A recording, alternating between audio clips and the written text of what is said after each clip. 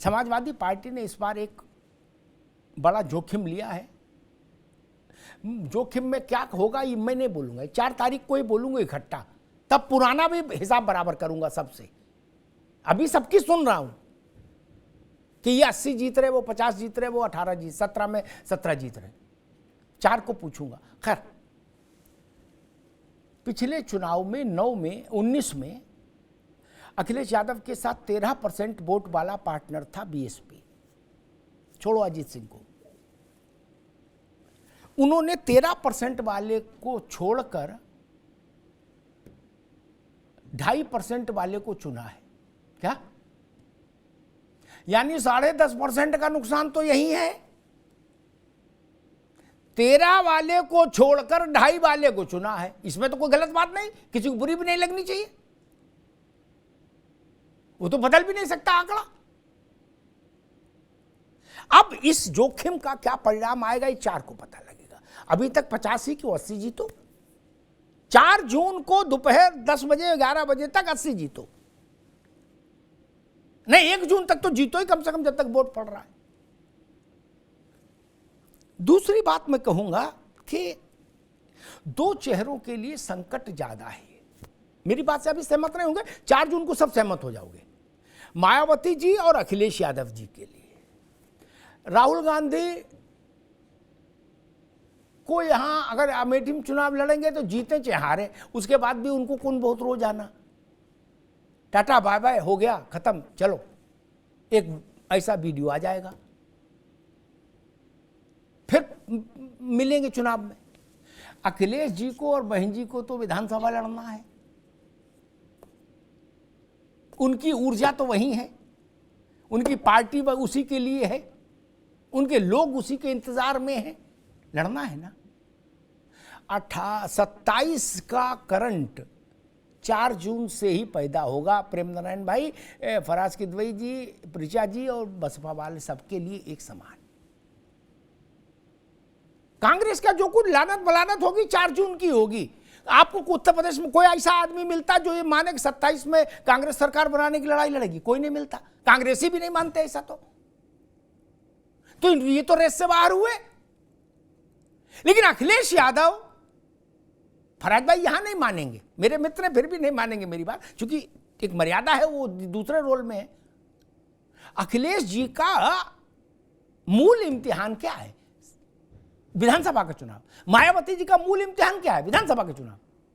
मैं अक्सर हल्के भाव में कहता हूं, हास्य के भाव में, कि भाई 2 सीट जीतो या 8 सीट जीतो लोकसभा की, उससे कोई बहुत फर्क सपा और बसपा में नहीं पड़ सकता। मायावती जी के 10 लोग जीते थे, 10 में 9 भाग गए।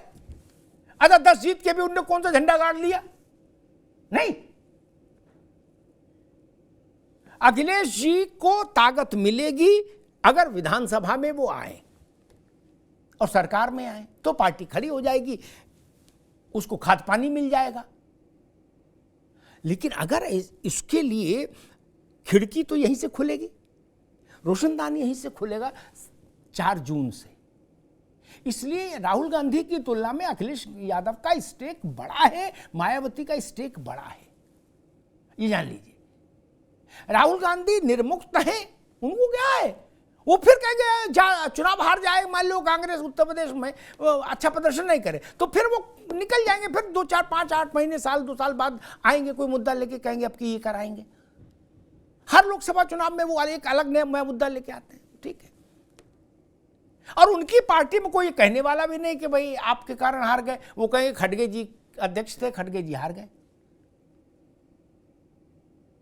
खड़गे जी कह चुके कि हमको मंच पर धक्का देते हैं लोग, इधर से उधर धक्का मारते हैं। इसलिए मैं आज ये चर्चा लेके आया कि अखिलेश जी, मायावती जी, योगी आदित्यनाथ जी और राहुल गांधी, 4 चेहरों का भविष्य भी उत्तर प्रदेश तय करेगा। राहुल गांधी से मतलब इतना है मेरा कि कांग्रेस उत्तर प्रदेश में रिलेवेंट है या नहीं, ये तय हो जाएगा 4 जून को। फराज भाई बड़ी बात कह रहा हूं, लेकिन सच बात कह रहा हूं। अगली बार से फिर कांग्रेस से गठबंधन करने वाला भी कोई नहीं मिलेगा, भी जान लीजिए। और मायावती जी की स्थिति अगर इस लोकसभा के चुनाव में, फिर पहली बात कह के बात समाप्त करूं, अगर इस लोकसभा के चुनाव में बसपा सीटें हराने और जितवाने की स्थिति में दिखाई दी फराज बाबू, वो खुद ना जीते भले, लेकिन अगर ये समीक्षा हम लोगों ने की 4 तारीख के बाद कि ये बसपा के कारण सीट फला जीत गए, ये फला हार गए, तो मायावती की पार्टी 27 में रिलेवेंट रहेगी, ताकतवर रहेगी, लिख लेना। उनके यहां टिकट लेने वालों की भीड़ रहेगी। लेकिन अगर ये ताकत भी उनके हाथ से चली गई तो आकाश आनंद आए चाहे कोई आए, आनंद नहीं होगा फिर बसपा में।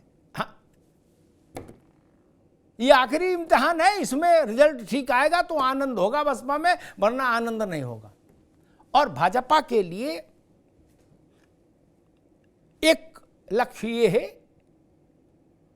कि 14 में जो सीट जीती थी भाजपा ने 73, उससे एक सीट आगे आई, अगर 74 आई तो योगी आदित्यनाथ भूतो न भविष्यति वाले नेता हो जाएंगे उत्तर प्रदेश में, जान लीजिए।